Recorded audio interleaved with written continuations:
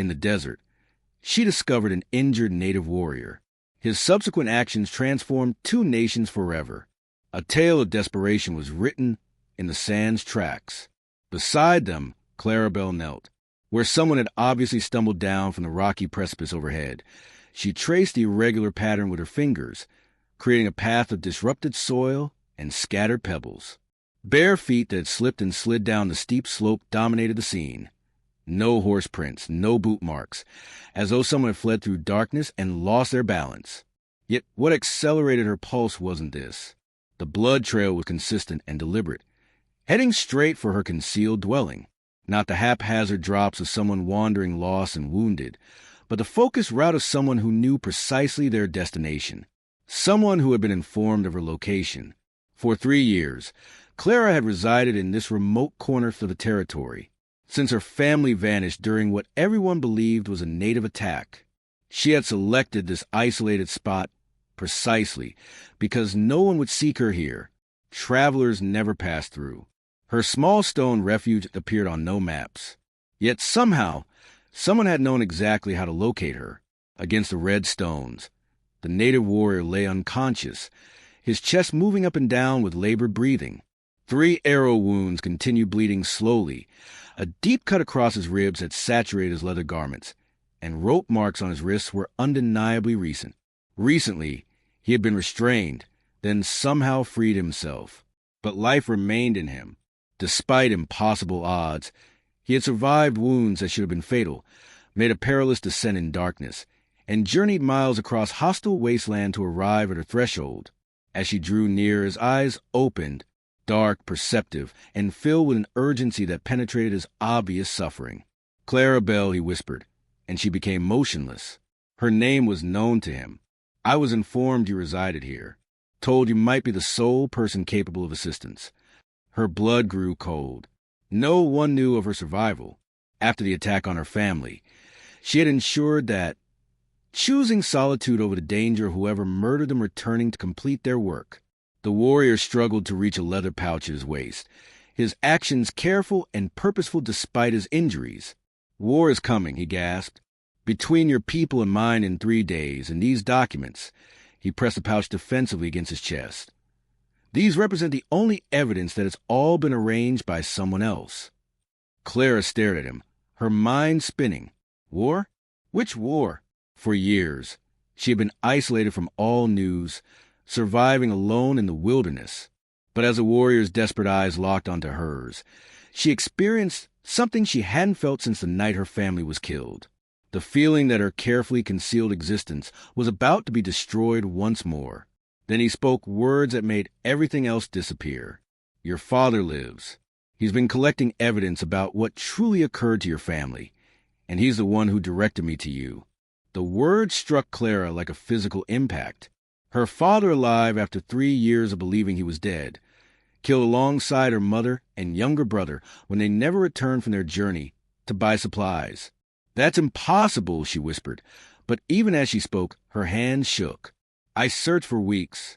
I discovered their wagon burned, their bodies." "You found what someone intended you to find." Chaitton's voice was weakening, but his eyes remained focused on her face. "Your father escaped, wounded but alive. He's been hiding, collecting evidence about what really happened that day." Clara's mind reeled. The wagon had been destroyed, reduced to charred wood and scattered belongings. The bodies inside had been burned beyond recognition, but she had found her mother's ring, her brother's leather boots. She had buried what remained and mourned for 3 years. "Evidence of what?" she demanded, kneeling closer despite every instinct telling her to flee. Chaitton struggled to sit up, wincing as the movement reopened his wounds. "Someone has been orchestrating attacks, making it appear like my people are responsible for raids on settler families, making it appear like your people are encroaching on sacred land without permission." He coughed again, this time bringing up more blood. "But it's neither. It's a third party. Someone who wants both sides to go to war." Clara's throat constricted. Why would anyone desire that? Because when we destroy each other, they can claim all the land. The territory between our people sits on something valuable, something worth enough to kill for. His hand pressed against the leather pouch. These documents prove it. Names, dates, payments made to false witnesses. Your father risked everything to get them to me. The desert wind strengthened around them, carrying the scent of distant rain. Clara looked north toward the horizon, where storm clouds were beginning to form. They would need shelter soon, but moving Chaitton in his condition could kill him. "Why should I believe you?" she asked, though something deep inside her already did. "You could be anyone. You could be lying about everything." Chaitton reached slowly into his pouch and withdrew a small object wrapped in cloth. When he unfolded it, Clara's breath caught in her throat. Her father's pocket watch. The one he had carried every day since her grandfather's death. The one that had been missing from the burned wagon. "He gave me this," Chaitton said softly. "Told me if anything happened to him, I should find his daughter, the one who chose to stay in the desert rather than give up searching for the truth." Clara stared at the familiar silver case, her vision blurring. The inscription on the back was still visible. "For Thomas Bell. Time heals all wounds." "There's a meeting in 3 days," Chaitton continued, his breathing becoming more labored. "Both sides will be there. If I don't deliver these documents to the right people, if the truth doesn't come out—" He closed his eyes briefly. "Your father's sacrifice will be for nothing, and thousands will suffer for the lives of a few." Thunder rumbled in the distance. Clara looked at the warrior who claimed to hold the key to everything she had lost and everything she might still save. The question was no longer whether she believed him. The question was whether she was brave enough to help him finish what her father had started. As the first raindrops began to fall, Clara made her decision. Regardless of what he claimed about her father, she couldn't abandon him here to die. But moving him would be dangerous for both of them. "There's a cave system about half a mile east," she said, tucking her father's watch into her shirt pocket. "Can you ride?" Chaitton attempted to stand and immediately collapsed back against the rocks, his face pale. "I can try." "That's not good enough." Clara studied his wounds more carefully. The arrow in his shoulder had missed any vital areas, but the one in his thigh was deeper than she had initially thought.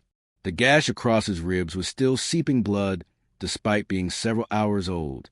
"You'll bleed out before we make it 50 yards. She had learned basic medical care from her mother, who had served as the settlement's healer before they moved to their isolated homestead. But this was beyond anything she had dealt with before. "Leave me the documents," Chaitton said quietly. "Take them to the meeting yourself. Tell them what I told you. I don't even know where this meeting is supposed to happen or who to trust when I get there. Canyon of the Painted Rocks, 2 days' ride north of here. Look for a man named Samuel Crawford. He's one of the few honest negotiators your people have. And seek out my uncle, Running Bear. He speaks for our council." Clara shook her head. "I'm not leaving you here to die." Something shifted in Chaitton's expression as he looked at her. Not just gratitude, but surprise, as if he hadn't expected this response from someone whose people he had never met. "Why?" he asked simply. The question caught her off guard. Why was she willing to risk everything for a stranger? For someone whose story she couldn't verify? But as she looked into his dark eyes, she realized the answer had nothing to do with logic. "Because if you're telling the truth about my father, then you're the only link I have left to my family. And if you're lying," she paused, surprised by her own honesty, "then I'll know soon enough, but I won't have someone's death on my conscience without being certain." The rain was beginning to fall harder now, turning the sand dark around them. Clara looked at her modest shelter in the distance. A small stone structure built into the hillside, barely visible from their current position. "There's another option," she said slowly. "My place. It's closer, and I have medical supplies there. But getting you there, I can make it if you help me." Chaitton's voice was determined despite his obvious pain. "I have to. Too many lives depend on these documents reaching the right hands." Clara extended her hand to help him up, and as their fingers touched, she felt something unexpected. Not just the warmth of human contact, something she had been without for 3 years, but a strange sense of recognition, as if this moment had been inevitable. "Then we better hurry," she said, "because something tells me we're not the only ones who know about that meeting." As if summoned by her words, the distant sound of horses echoed across the desert, barely audible over the strengthening storm. Clara's blood turned cold as the sound of approaching horses grew louder. 3 riders, maybe 4, moving at a steady pace across the desert floor. In this remote area, that could only mean trouble. We need to move now. She pulled Chaitton's arm over her shoulder, supporting his weight as he struggled to his feet. Can you walk? I have to. His jaw clenched with determination as they began making their way toward her shelter. Each step left traces of blood in the sand behind them. The rain was falling harder now, which would help wash away their tracks, but also make the journey more treacherous. Clara's modest stone dwelling was built into a natural depression in the hillside, partially hidden by an overhang of rock that her father had reinforced years ago. There, she pointed through the rain, just a little further. As they stumbled forward, Chaitton suddenly grabbed her arm. Wait, listen. The horses had stopped. Clara strained to hear over the rain and wind, and caught fragments of voices carried on the desert air. Tracks lead this way. Can't have gotten far with those wounds. Boss wants him alive. The documents are what matter. Clara's heart pounded. They knew about the documents. This wasn't a random patrol or search party. They were specifically hunting Chaitton. Friends of yours, she whispered. No. Chaitton's expression darkened, which means they're working for whoever hired the raiders. The same people who wanted my tribe blamed for attacking your family. They reached Clara's shelter just as the riders came into view in the distance. Clara quickly pushed open a heavy wooden door, reinforced with iron strips that her father had installed for protection against desert storms and wild animals. Inside, the single room was simple but well organized. A stone fireplace dominated one wall with a chimney that vented to the rock above. Shelves held preserved food, medical supplies, and a few precious books. A small bed occupied one corner, with thick blankets that would be essential for keeping Chaitton warm while his body fought off infection. Lie down, Clara ordered, helping him onto the bed. I need to treat those wounds properly before you lose any more blood. As she gathered supplies, Chaitton reached for the leather pouch containing the documents. If something happens to me, you have to promise. Nothing's going to happen to you. Clara's voice was firm, but her hand shook slightly as she prepared strips of clean cloth. Those men won't find us here. This place isn't on any map. Outside, the voices were getting closer. Clara could make out individual words now. Split up. Check every rock formation. He's bleeding badly. He can't have gone far. Clara finished binding Chaitton's wounds as quickly as possible, tried to ignore how his skin had grown cold to the touch. He was going into shock, his body shutting down from blood loss and trauma. Clara, his voice was barely a whisper. If I don't make it to that meeting, if something happens, stop talking like that. Promise me you'll take the documents. Promise me you'll finish what your father started. Before she could answer, a shadow passed by the small window. One of the riders was directly outside their shelter. Clara held her breath, praying that the storm would mask any sounds from within. Chaitton's breathing was shallow but steady. The documents lay between them, containing secrets that could prevent a war or cost them both their lives.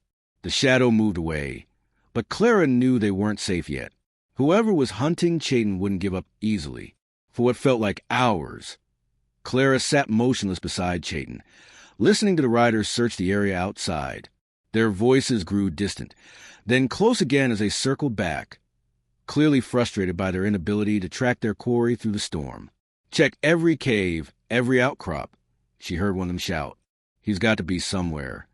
Chaitton's eyes remained closed, but his breathing had steadied somewhat. Clara had managed to stop the worst of the bleeding, though he was still dangerously weak.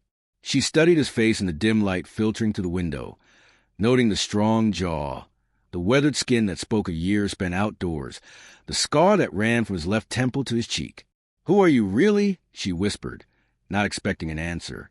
To her surprise, his eyes opened slowly. "Someone who made the mistake of trusting the wrong person," he said quietly. "What do you mean?"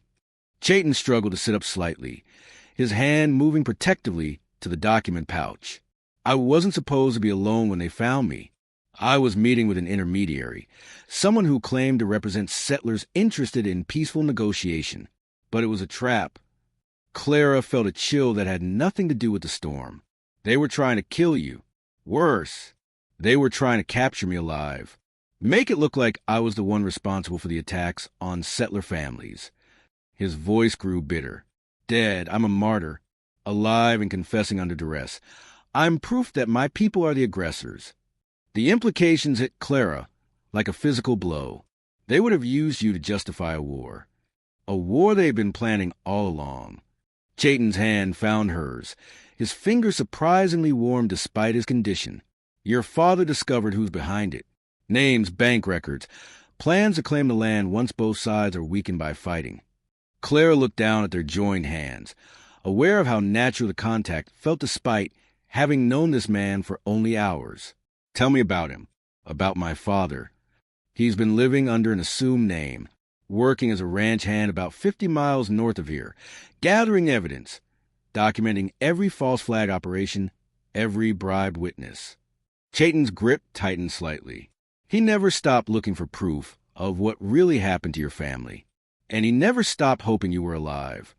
Tears she hadn't allowed herself to shed for 3 years suddenly threatened to spill over. Why didn't he come looking for me? He did, but he thought you were dead too. It wasn't until he saw smoke from your chimney last month that he realized someone was living out here. Chaitton's eyes searched her face. He wanted to come himself, but it was too dangerous. Too many people watching him. Outside, the voices were moving away again, but Clara knew they would be back. Men like that didn't give up easily, especially when the stakes were this high. How long do we have? She asked. The meeting is in 2 days. If we leave tomorrow morning, we can make it. But Chaitton tried to sit up further and wince in pain. I'm not sure I'll be strong enough to ride. Clara made a decision that surprised her with its certainty. Then I'll have to be strong enough for both of us. She moved to her supply shelf and began gathering items for travel. Dried food, extra clothing, her father's old rifle and ammunition. If they were going to finish what Thomas Bell had started, they would need every advantage they could get. Clara, Chaitton's voice stopped her. This isn't your fight. You could stay here. Wait for all of this to blow over. She turned to face him, her father's pocket watch warm in her palm. It became my fight the moment they took my family from me. And if there's even a chance my father is alive. There is, Chaitton said firmly. I give you my word. Clara nodded, surprised by how much his promise meant to her. Outside, the storm was beginning to weaken, but she knew the real tempest was just beginning. Dawn broke clear and cold, the storm having passed during the night. Clara had barely slept, keeping watch at the window while Chaitton's breathing gradually grew stronger. By sunrise, his fever had broken, and though he was still weak, he insisted he could travel. We need to leave now, Clara said, helping him sit up. Those riders will be back with reinforcements. Chaitton tested his mobility, grimacing as he put weight on his injured leg. I can ride if you can find me a horse. I have one, a mare I've been keeping in a hidden corral about a mile from here. Clara gathered their supplies into a worn leather pack. She's strong enough to carry us both if necessary. They made their way carefully across the desert floor, Clara supporting Chaitton when the rocky terrain became too difficult for him to navigate alone. The hidden corral was built into a natural depression behind a cluster of large boulders, invisible unless someone knew exactly where to look. The chestnut mare whinnied softly as they approached, clearly happy to see Clara after being alone for several days. As Clara saddled the horse, Chaitton studied the documents one final time, his expression growing increasingly grim. What is it? Clara asked. The scale of this conspiracy is larger than I thought. He pointed to a list of names in her father's careful handwriting. These aren't just local troublemakers. Some of these men have connections to territorial governments, mining companies, railroad interests. Clara felt a chill of understanding. They want to clear out both the settlers and your people so they can claim the mineral rights. Exactly, and they're willing to start a war to do it. Chaitton carefully returned the papers to their protective pouch. The meeting tomorrow isn't just about resolving current tensions. Both sides are bringing their military leaders. If shooting starts there, it could spread across the entire territory. Clara finished saddling the mare. They mounted. Clara taking the reins while Chaitton held onto her waist for support. Despite the circumstances, she found herself acutely aware of his presence behind her, the warmth of his body against her back, the trust implied in his dependence on her guidance. "Tell me about your people," she said as they began riding north. "I've lived in this territory my entire life, but I've never really understood your customs." Chaitton was quiet for a moment. "We believe that the land doesn't belong to any one person, that it's meant to be shared, protected, passed down to future generations intact." His voice carried a note of sadness. "Your people see the land as something to be owned, developed, transformed. Neither view is entirely wrong, but they seem impossible to reconcile." "Maybe that's exactly what someone is counting on," Clara said. As they rode, Chaitton shared stories of his childhood, his training as a warrior, his role as a mediator between the traditional members of his tribe and those who wanted to adapt more quickly to the changing world. Clara found herself drawn not just to his voice, but to his perspective on life, his quiet dignity in the face of pain and uncertainty. "What about you?" he asked. "What was your life like before?" "Before my family was murdered." Clara's voice was matter-of-fact, but Chaitton could hear the buried pain. "We were happy. My father was building something good out here, a place where people could start over, leave behind whatever had driven them from their old lives. And now," Clara considered the question, "now I'm finishing what he started, whether he's alive or not." Ahead of them, the landscape began to change as they entered the foothills that would lead them to the canyon of the Painted Rocks. Somewhere behind them, Clara knew the pursuers were still searching. And somewhere ahead, her father might be waiting, alive and unaware that his daughter was coming to find him. By midday, they had covered nearly half the distance to the canyon. But Chaitton was struggling to stay upright in the saddle. Clara could feel him swaying behind her, his grip on her waist becoming weaker with each mile. "We need to rest," she said, guiding the mare toward a cluster of trees near a small stream. "We can't stop," Chaitton protested weakly. "If we don't reach the canyon by tomorrow morning, you won't reach anywhere if you fall off this horse." Clara dismounted and helped him down, noting how pale he had become. 10 minutes. Let me change those bandages." As she tended to his wounds, Clara realized they were healing faster than she had expected. The herbs her mother had taught her to use were proving effective, and Chaitton's natural strength was helping his body recover. Still, he had lost a lot of blood, and the constant travel was taking its toll. "Tell me about this uncle of yours," she said, trying to keep him talking and alert. "Running Bear. Can we trust him?"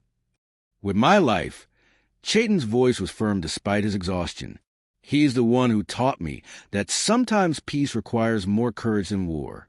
He's been advocating for negotiation with your people for years, even when others in our tribe called him weak." Clara finished rebandaging his shoulder. "And Samuel Crawford, the settler representative? I've never met him personally, but your father spoke of him with respect, said he was one of the few officials who couldn't be bought." Chaitton caught her hand as she started to pull away. "Clara, if something happens at this meeting, if things go wrong, nothing's going to go wrong. But if it does," his dark eyes were intense, searching her face, "I want you to know that meeting you, having you choose to help me, it's changed how I see your people, how I see the possibility of our two nations finding common ground." Clara felt her breath catch. There was something in his expression, in the way he was looking at her, that spoke of feelings deeper than gratitude. "Chaitton!" The sound of approaching horses shattered the moment. Clara's head snapped up, her hand instinctively reaching for her rifle. "How many?" Chaitton whispered, struggling to stand. Clara listened carefully. 3, maybe 4, coming from the south. The same ones from yesterday. "I don't know." Clara helped him back onto the mare, her heart racing. "But we're not waiting to find out." They pushed the horse harder than Clara would have liked, following a rocky path that would make their tracks difficult to follow. Behind them, the riders seemed to be gaining ground, their fresher mounts giving them an advantage. "There!" Chaitton pointed ahead to a narrow passage between two cliff faces. "If we can reach that canyon entrance, we can lose them in the maze of passages inside." Clara urged the mare forward, but as they neared the canyon mouth, Chaitton suddenly stiffened behind her. "Stop. he said urgently. What? Why? Those aren't the same riders who were hunting us yesterday. His voice carried a new tension. Those are my people, warriors from my tribe. Clara felt a mixture of relief and apprehension. Then we're safe. Maybe. Chaitton's grip on her waist tightened. But if they're here a day early, it means something's gone wrong. The meeting may have been compromised. As the riders emerged from the canyon, Clara could see their painted faces and traditional weapons. They rode with the confidence of men on familiar ground, but their expressions were grim. The lead warrior called out something in a language Clara didn't understand. Chaitton responded, his voice carrying an authority that surprised her. What did he say? Clara asked. Chaitton's answer chilled her to the bone. He said the white negotiators never came to meeting point, and there are rumors that settler militias are mobilizing for an attack on our village. The war they have been trying to prevent was about to begin. The lead warrior, a man with graying hair and intelligent eyes, dismounted and approached them with obvious concern. Clara recognized the family resemblance immediately. This had to be Running Bear, Chaitton's uncle. Nephew, he said in heavily accented English, clearly for Clara's benefit. We feared you were dead when you didn't return from a meeting. I nearly was. Chaitton slid carefully from a horse, still favoring his injured leg. Uncle, this is Clara Bell. Her father is Thomas Bell, the man who gathered the evidence we need. Running Bear's expression shifted as he looked at Clara with new interest. Your father is a brave man, Miss Bell. He risked everything to uncover the truth. Is he alive? Clara asked, her voice barely steady. He is, but he's in great danger. Running Bear gestured toward the canyon. Come, we have much to discuss and little time. As they entered the canyon of the painted rocks, Clara was struck by the ancient symbols carved into the red stone walls. Running Bear led them to a sheltered area where several other tribal leaders were gathered around a small fire, their faces grave with worry. The situation has worsened, Running Bear explained. 3 settler families were attacked last night, burned out, their livestock stolen. The attacks bear all the hallmarks of tribal raiding parties, but none of our warriors were involved. Chaitton's jaw tightened. More false flag operations. They're forcing both sides toward war and succeeding. An older tribal leader spoke up. Our young warriors are demanding retaliation. They believe the settlers are preparing to drive us from our ancestral lands. Clara pulled out her father's pocket watch, thinking frantically, what if we could prove the attacks were staged? Show both sides who's really responsible. The documents would do that, Chaitton said, touching his leather pouch. But we need to get them to people who have the authority to act. Samuel Crawford for the settlers and your tribal council. Running Bear shook his head. Crawford never arrived at the designated meeting point. We fear he may have been killed or captured to prevent him from hearing the truth. Clara felt a spark of desperate inspiration.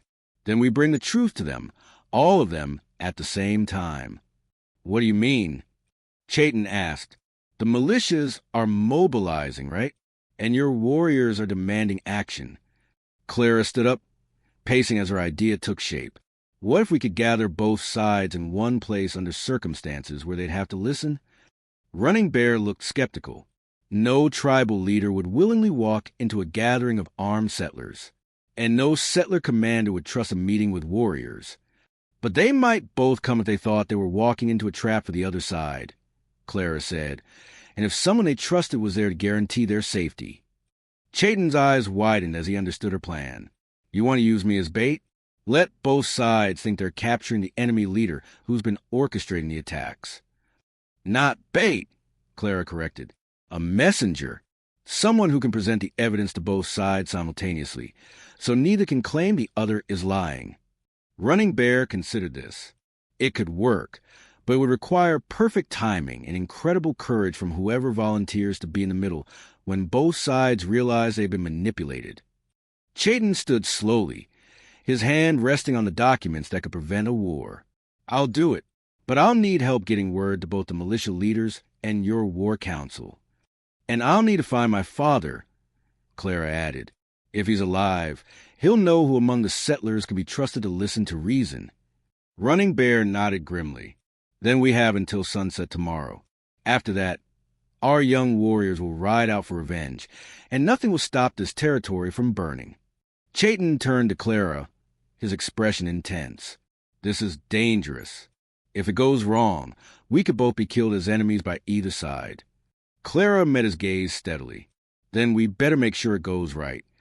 The next evening, Clara stood at the edge of a natural amphitheater in the canyon, her heart pounding as she watched two separate groups of armed men approach from opposite directions. The Settler Militia, led by a man she now knew was the real Samuel Crawford, came from the east. The Tribal War Council, with Running Bear at their head, approached from the west. Between them, in the center of the open space, Chaitton waited alone. He had discarded his warrior's clothing for simple settler garb, making himself appear as a captured native who had been brought here for questioning. The documents lay in a leather satchel at his feet, along with additional evidence that Clara's father had provided. Thomas Bell stood beside Clara, alive and weathered but whole. Their reunion had been everything she had dreamed of and more. But now they both watched the most dangerous gamble of their lives unfold below. "This is madness," Crawford called out as his men formed a semicircle around Chaitton. "We came here expecting to negotiate with tribal leaders, not interrogate a prisoner. We came expecting to rescue our kidnapped warrior," Running Bear replied, his warriors spreading out in response to the settlers' movements. "Now we find him apparently working with you." Chaitton stood slowly, his hands visible and empty. "I'm working with neither of you, and neither of you are my enemies." He reached for the satchel, causing both groups to tense and raise their weapons. The attacks on settler families, the raids on tribal hunting grounds, the burned wagons, the stolen livestock, the murdered families on both sides. He held up a bundle of documents. "None of it was done by the people you think you're fighting." "Lies!" one of the militia leaders shouted. "We have witnesses who saw your warriors." "Witnesses who were paid to lie," Chaitton interrupted. He began reading names from the documents, amounts of money, dates of payments. John Morrison, $50 to claim he saw tribal markings at the Simpson farm attack. Margaret Crane, $30 to identify moccasin prints at the burned-out trading post. Running Bear's expression darkened as Chaitton continued reading. "And on our side, Robert Longknife, paid to report seeing settler cavalry where none existed. Mary Crow Feather, bribed to claim she witnessed soldiers burning our grain stores." The two groups looked at each other with growing confusion and anger, but now it was directed at a common enemy rather than each other. "Who?" Crawford demanded. "Who orchestrated this?" Chaitton pulled out a final document, a letter with an official seal. "The Territorial Development Company. They wanted a war between us, so they could claim mineral rights to this entire region once we'd weaken each other." "Prove it," Running Bear said quietly. What Chaitton did next changed everything. Instead of simply showing the documents to one side or the other, he walked directly to the center point between the two groups and laid all the evidence on the ground. "I'm giving these to both of you," he announced. "Equal access to the same information. Let your own people examine the proof. Let them decide if they want to be manipulated into killing their neighbors for someone else's profit." Crawford stepped forward, followed cautiously by Running Bear. As they examined the documents together, their expressions shifted from suspicion to shock to outrage. "These names," Crawford said, "some of these are territorial officials. Men I trusted," Running Bear added, his voice heavy with betrayal.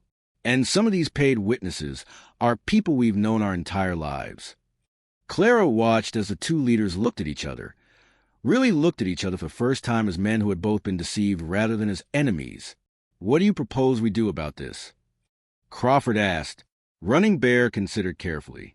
"Joint investigation, joint prosecution, and joint protection of this territory from anyone else who might try to turn us against each other." Crawford extended his hand. "Agreed."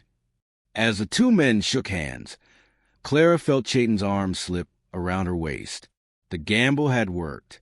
The evidence had been presented fairly to both sides, creating a foundation of trust that could build into lasting peace. "So," Chaitton said quietly, "what happens now?" Clara looked up at him. seeing not just a warrior who had trusted her with his life, but the man who had chosen courage over safety, truth over survival. Now we build something better than either of our peoples had before. 6 months later, Clara and Chaitton were married in a ceremony that included traditions from both cultures. Thomas Bell walked his daughter down an aisle lined with both settler families and tribal members. In a territory where joint patrols kept the peace and shared governance protected everyone's rights, the Canyon of the Painted Rocks became a symbol of cooperation, where disputes were settled through dialogue rather than violence. And the documents that nearly cost two nations their future became the foundation for a treaty that served as a model for peaceful coexistence across the frontier.